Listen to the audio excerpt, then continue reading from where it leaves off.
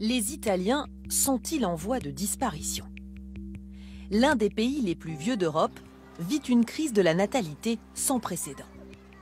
Avec 393 000 naissances en 2022, l'Italie enregistre le nombre de nouveau-nés le plus bas de son histoire. Cette maternité de Rome voit naître 2000 enfants chaque année. C'est l'une des plus actives de la capitale. Pour autant, le service du docteur Cipriani ne fait plus le plein. Comme vous pouvez le voir, nous avons de nombreuses chambres vides.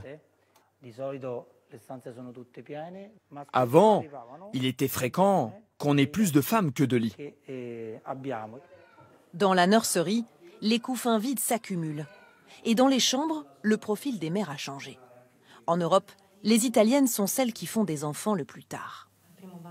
C'est mon premier enfant. Et sans doute le dernier. J'ai 43 ans. J'ai attendu parce qu'avant d'avoir un enfant, je voulais être sûre d'en avoir les moyens. Chômage des jeunes, manque de place en crèche, la courbe des naissances en Italie est en chute libre.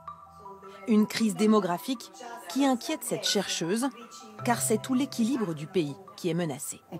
Qui paiera nos retraites? Notre système de santé? Il faut absolument une réponse publique à ce problème. Il faut valoriser nos jeunes. Des jeunes qui sont toujours nombreux à envisager leur vie en dehors de l'Italie.